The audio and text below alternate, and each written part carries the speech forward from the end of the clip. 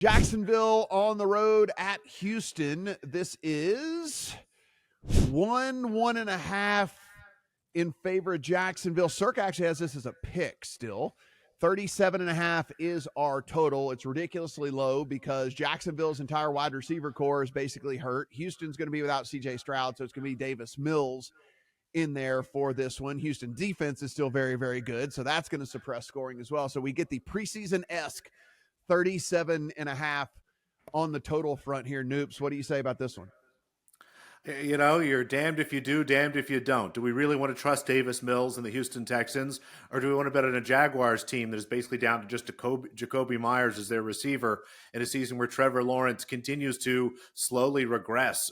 And it's amazing to watch somebody who seemingly has every physical talent and has been given every opportunity not be able to improve. I would be sick to have either one of these tickets in my pocket. Again, looking at the total, was hoping to bet an under. Anything that had a 4 in front of it was an under bet for me, but the stupid efficient market got to us again here. I think 37.5 is a really sharp number, which again is shocking. It's the exact same total that we have for the Browns and Jets. So it's just kind of a crazy game for me where lean towards the Texans. I think that their defense is the best unit in this game. And when you have so much unknown, I try to rely on the unit I can trust the most. And honestly, the Texans defense might score the most points of any unit on this game. If they can get a turnover or two from the Jaguars, they could put up 7 points on their own on the board here and maybe just kind of drive this game on its own. It's Texans or pass, but I have to pass.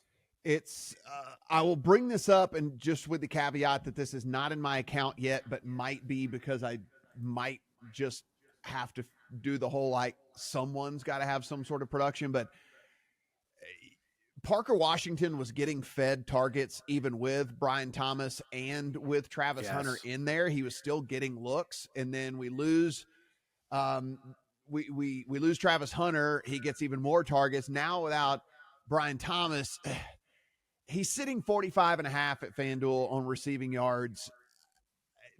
Unless you think this offense just gets completely shut down and they just have no success whatsoever, it's Jacoby Myers coming in on 3 days trying to figure out this offense, and a dude that's been earning some targets, anyway, and now is going to be the only dude with tenure that's going to be in there for them. So again, I might talk myself into some Parker Washington here under the premise of nothing more than there has to be some sort of production in the game. Like it cannot just Trevor Lawrence isn't going to throw for 72 yards in the game, right? I mean, like there's got to be at least 160-ish, 170-ish yards, even on a bad day of production from him. And if that's the case, you would think that a third of it would go to the dude that's actually been there, but maybe I'm off base. I like the Parker Washington look. The only other name I would consider is De'Ami Brown. I've been a little bit injured, but when he plays, has gotten open, has gotten quite a few looks.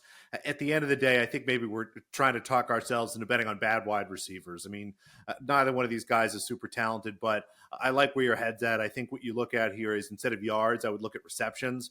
I think this is going to be a real ball possession game. It's going to be hard for either of those guys to get down the field or generate a lot of yards, but I think Washington is a perfect candidate for a lot of quick passes and things like that. So Parker Washington receptions, I think, is a really nice angle.